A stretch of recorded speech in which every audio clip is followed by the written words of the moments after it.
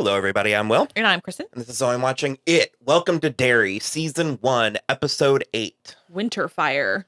Ooh. Yeah, right? This was fantastic. It was really good. I loved this. Yeah, really, really good. We're getting a Season 2? Yeah. It's and like, a Season 3. Okay. Yeah. It's like I'm asking. It's like a hit? I guess. I feel like in these last 2 or 3 weeks, I started seeing people talking about it. It literally says 2027 already. So we've got a year break, but... This episode certainly was expensive. This was cinematic. This was a movie. I mean, it was also like an hour and a half. Yeah. IMDb says an hour, but that's not accurate. It was an hour and 20 something. Yeah. I felt like I was watching a movie, and a big, good movie. I'm going to say one thing, which is that we've been for the whole season, and I guess because it's sort of an introduction to the whole mythos and everything, it's fine, but it's like we have been sort of dancing around a lot of things all season, and then in like the first 10 minutes of this episode, Rose is like, here's what you gotta do. It was exposition-y. Steps 1 through 5. It was exposition-y. I'm okay with that. Yeah, no, it's fine. Especially if it's like if every episode was like that. Yeah. I feel like there's one show that's been able to pull that off for me, and that was like The Magicians. Sure. Because it was so bantery. Yeah. This is just like an adventure, like fantasy show, and I love that. I love Pennywise. I didn't realize how much I loved Pennywise. Well, he's such a shit. He's such a bitch. Yeah. And it's like anytime you can queer code a villain, and he just he has that mouth of Sauron quality that I'm such a sucker for. And this in particular, like the way he was just sort of skipping in the background of the shots. He really was just skipping to get the kids. Like down the yellow brick road. Do you want to try to recap it? You've done that, so we do that sometimes. Yeah. But that usually ensures a 40-minute episode. Yeah, and I don't. It is 10:45 already. Yeah, basically we pick up almost immediately where we left off before. Will's been taken. Leroy, because the government disintegrated that piece. Okay, listen. Don't trust your government, kids. Like, I am. First of all, how dare you? The older I get, the more I am Nick Miller from New Girl. I can't. So yeah, so they burned that piece all up, and so Pennywise is wreaking havoc. He goes then to the school and steals. He tells the upperclassmen to go home, and keeps all the kids, and then calls them in for an assembly, in which he puppet masters the principal. Which was hysterical. It was. I'm gonna say it's up there with Lestat and the train operator, the ticket taker on Interview with the Vampire, which was so hilarious as well. And so then basically he opens his mouth and the dead lights come out and he gets all of the kids. And it was that awesome shot from the trailers of the patty cakes getting taken. And so yeah, they are. And then the mist basically starts coming and it turns the whole town into winter and everything's really foggy and it freezes over the river and he takes the kids in his like circus wagon and they're all basically floating above the ice in a trail behind the caravan. Yeah. Wild. Really, really cool. Visually, this episode was stunning. It was really cool. That lady that looked like Sally Hawkins just like grinning in the store window was really spooky too. So that was something different because at first we were like, oh, wait a minute. We were like, because they talked a lot about how like Derry has a way of making you forget. Yeah. And did they say that? They've said the fog. The fog. Yeah. And so it's like, so does this fog happen every time a cycle's done or is this part of his jailbreak? This is new, I think. Okay. Yeah, this is new. Because I was like, it is. I was reading something earlier that basically like The Mist, the movie, is related sort of like very tangentially to it. Is Stephen King one of the ones where his worlds are all interconnected? A lot of it is, yeah. They dropped, which seems like it was a revelation that Pennywise experiences time differently. Yeah, I think that is new from that's this what episode, I mean. yeah. And so, which is a very cool notion. And it seems like if this, because I don't know what a season 2 of the show looks like, especially when we've already had the 80s cycle, and we know that's how he is born. And so if this show continues going through time, I kind of love that. Yeah. Like, are we going to go back to 35? Yeah. The 35 cycle? But it's like 4 years ago, we got 3 Fear Street movies, and somehow they haven't been able to figure out how to do that again. Because the 4th one was a turd. No, it was. But it was like, we went from the 90s to the 70s to like the 1600s. Yeah. And I was like, that part. Yeah. Like, all of them, but like, do more of that. And so the notion of exploring horror through time is kind of fascinating to me. Yeah, absolutely. And it's a really interesting way to sort of shake things up from an audience that is, you know, pretty well fed. I bet we could work a timeline where it's responsible for the Salem witch trials. Yeah, that would be, and I'm just curious. I'm curious what that would be like. Mm-hmm. I agree. But yeah, so he told Margie that when he got Margie away from the other girls and confirmed what I said last week, that Margie is Richie's mom, Richie, Finn Wolfhard, and Bill Hader, which I loved. I was like, yes, love that.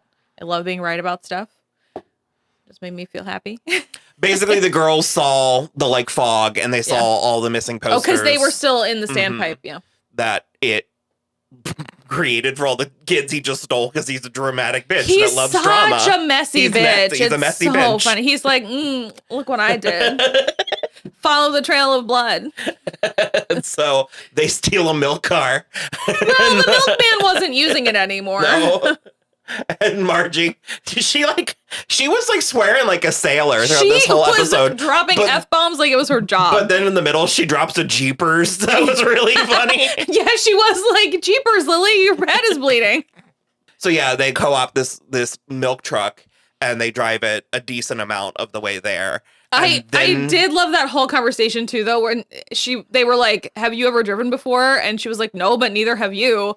And they kind of were doing a like, I don't feel great about you driving with your one eye. And she was like, I'm fine. And then they like hit a pothole and they're like in the wreckage after they're like, and she's like, that was a pothole thing, not a one eye thing. It was gnarly. And you pointed out where you're like, well, no seatbelts. And also since it was a milk car, it was like, and kind of industrial, so it was open and glass everywhere. And so when it happened, I was like, oh God, like they really milked it for all it was worth. But they had the like dagger shard that Daniel had earlier, and it's the one ring kind of. Again, don't hate it. Yeah.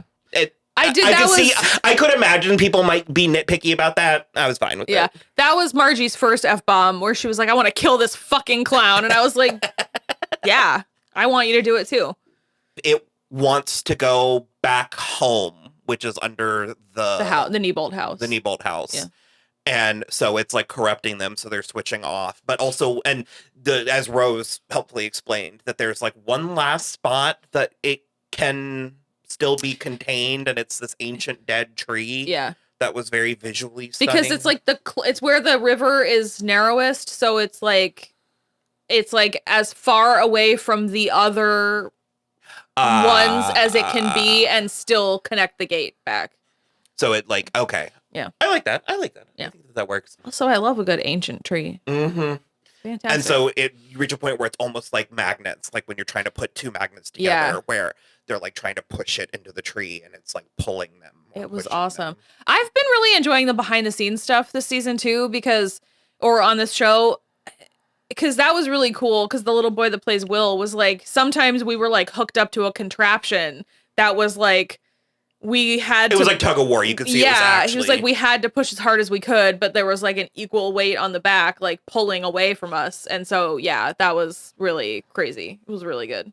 But yeah, the grown-ups are getting their shit together. Will's kidnapped at the end of the previous episode.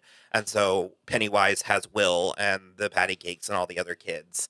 And he's leading them on that thing. And basically, Hanlon, Leroy? Yeah. Not Leroy. He goes and finds Dick. Wow, going through it. Not having a good time. Not at all. He's like and the ghosts seem to be telling him to kill himself. Mm-hmm. So, and he was like he had the gun in his mouth a couple of times. And so Leroy comes in and is like, I need your help. And he's like, this is all your fault. And he's like, I will help you put it back together if you help me find Will. And that does seem to be kind of like the thing that pushes him over the edge. So that's when they go to Rose. And Charlotte has a very justified and well acted by Taylor Page crash out. She was a big takeaway for me. Really with good. this. Yeah. Well, we loved Zola. Zola. Yeah. So she fully crashes out, and that's when Rose basically explains the whole thing, and she's like, drink these magic herbs and they will open one door in your mind, and so the other will close and you won't see. I wonder what she told him, where she was like, and whatever you do, don't. And then it was like, ooh. Whoosh. Yeah. And we like went in. And don't take ayahuasca on an empty stomach. So basically he is able to start lead. He can basically see through the dagger at that point. And so he sees Marge driving the milk truck, and he's like, the girls are like on the trail. We have to follow them. And so they do. And they basically, the whole big last final showdown is on the river. Very and frozen.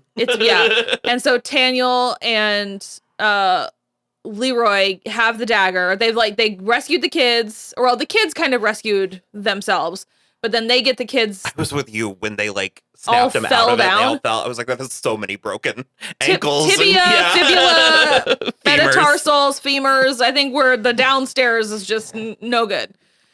So.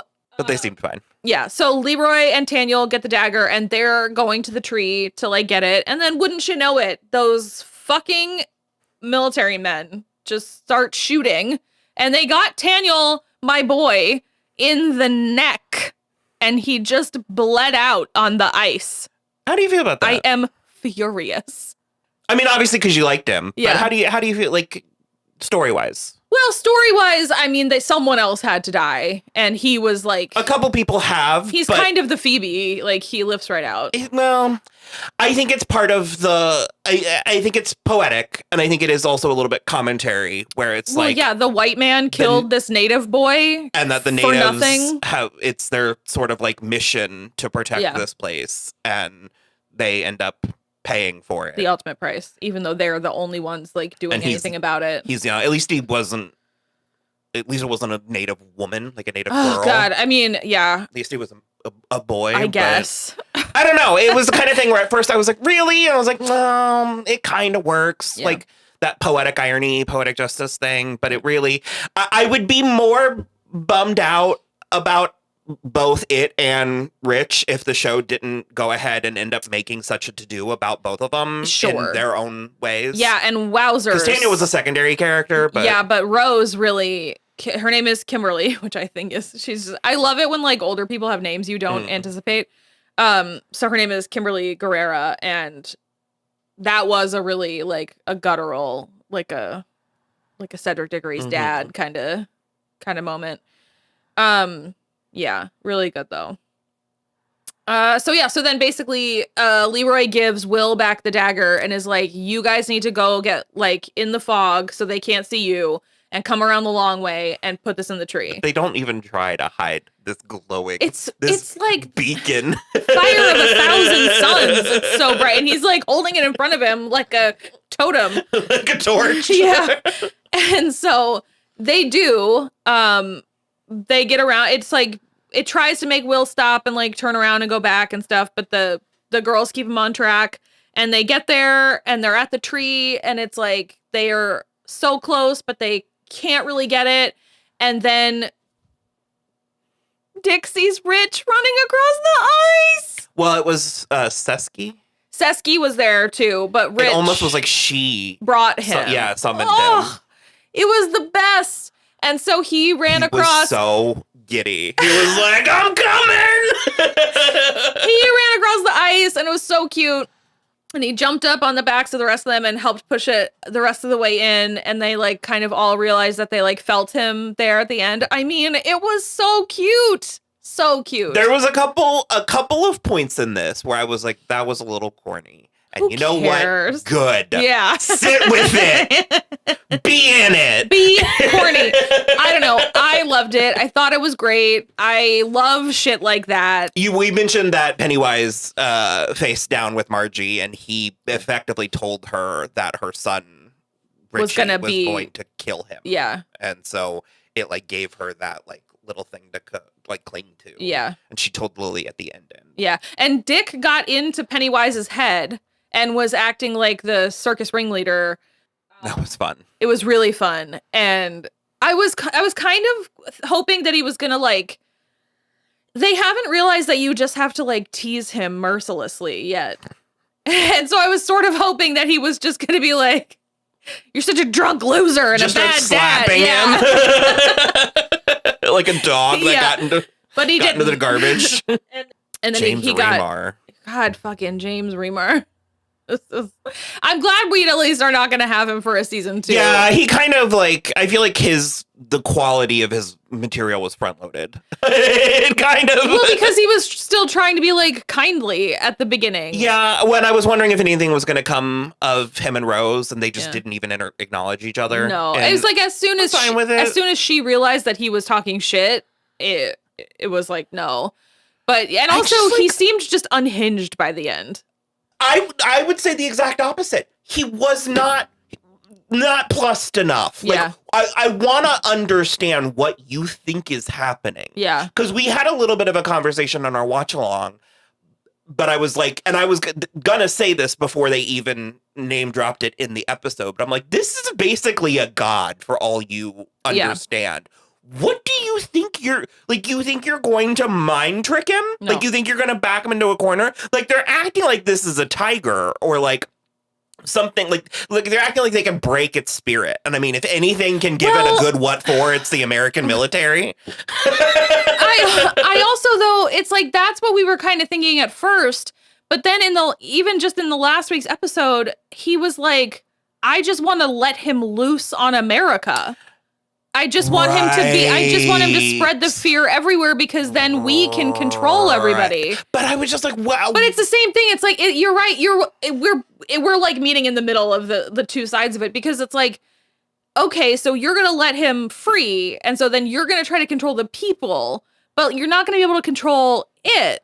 It's like, okay, I mean, a minnow may technically be able to unleash a kraken, but it's a kraken and you're a minnow. Like, just because in this one specific instance you can open the gate doesn't mean you can put it back in there when you're done. Like, and I just, part of me, I'm like, they needed to do more work there, but then I'm like, they really couldn't have, so just go ahead and lampshade it, I guess I'm fine with. Yeah. And that was satisfying to have him. It was so great because you're totally right. It's one of those things where he was like, Colonel Shaw or General Shaw was basically like, I've got no beef. You are free to go. And then Pennywise was like, you smell like that kid I scared the shit out of like 60 years ago. I wonder how your face tastes. I wonder. Well, he also was like, I wonder if I can scare the crap out of you again. And so he turned into like what General Shaw saw as a boy. And he was like, you stop it right now. And Pennywise was like, and he ate his face. And so I'm just sort of like, again, I'm glad he's not going to be in another season. That's not to say I don't think the military is going to be involved in another season, because I'm sure they are. But I don't know. Sometimes the horse bites the hand that feeds it. I don't know what to tell you. That's the scorpion to the frog. Right? Come on. Yeah. So yeah, they get it. They get it accomplished. They get it done. And then... And it turned into like a dragon. And, oh my God, he was like a pterodactyl. And the melting of the layers. I don't know. It was really cool. I really appreciated every penny they spent. Yeah. Really good. And so then we had Richie's funeral, which Margie made a really, really sweet speech at. I really liked that a lot. And then Rich was there and he was hugging Will and his dad. And then after Will got up, he was hugging his dad and his mom. And I like this portrayal of him where he was just sort of having a blast. Rich, yeah. He was like, I don't care, I'm dead. He was like, this is great. I got shit to watch. And so Dick materialized out of the trees and was like, your boy is touching your shoulder. Risky move. It was really risky. I'm really glad that it worked. And then Rich's dad was like, who are you? And he was like, I don't know yet. And we both were like, okay, Dick. Like, cool it a little, maybe. I feel like that meant something to you, but it doesn't help me. Well, you made the comment about where it's like the rom-com where the like girl gets in the taxi and she's like, take me home. And the cab driver's like, I don't know you. I don't know where you live. Like, bitch, I need an address. Where it's like, this is my son's funeral. Who are you? Yeah, like... Because he didn't even like a friend. It was just like... No, yeah. I was like, I'm going to need you to... The gods haven't decided yet. Yeah, right. You've asked more questions than you've answered. And so then we had the girls on the standpipe again, getting everything cleaned up. And Margie admitted to Lily that she was like, hey, he like talked to me and told me about the time, the way that his time works. And also that I have a son that's going to kill him. But like, what if he can go back? And Lily, I loved that she was like, well, that's someone else's problem. Because they can't do anything about it in the past. Mm-hmm. So I liked that a lot. And then Ronnie and her dad and her grandma are still going to Canada. So they're going across the border. That was really nice. It seemed like we were going to be smooth sailing. Like there wasn't going to be a holdup at the border or anything. And then the Hanlons are going to leave. And then Rose asks if they'd like to take on the farm because they like know about what's going on. And it's going to be a long time until, you know, the next cycle or whatever. But they need people to like help. And they're at first like, definitely no thanks. And then Charlotte is the one that's like, well, maybe we should actually. So an opportunity to be a pain in the ass. They have decided to stay and run the farm. And then we get a little bit of Ingrid in this time period going crazy until they start playing her music.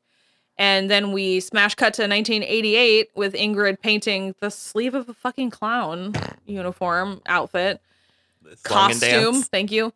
And then we hear wailing from down the hall and she goes down there and it is Beverly Marsh and it is Sophia Lillis, which I was like pretty jazzed about. And their mother has, I guess, committed suicide.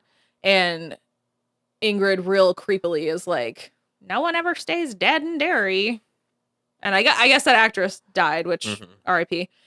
I just ended up having a blast. Yeah, it was great. I had little to no expectations. I really wouldn't have. I don't know. I really liked the movies. Even though I don't remember a lot about them, I remember being surprised how enjoyable they're really good. I found them. Yeah. And so it's just funny to me that it's like, and that's the thing is it's like, HBO had a massive hit with Game of Thrones, so they just keep trying to give us more Game of Thrones. And I was like, well, it was the quality of the storytelling and really for most of it. The first 7.5 seasons, but it's like it's the bombastic and audacious storytelling that we were responding to. Yeah. And so, I mean, I would love more, swords and sandals and sorcery and all that. But also, I mean, this is a high concept, show. So, and it had a decently pretty aesthetic. Like the early 60s is a really pretty aesthetic. So, but like for like a relatively grimy horror show, it was shiny. Nice. Andy Muschietti makes a shiny movie. Yeah. I'm a big fan. Yeah. I really enjoyed it.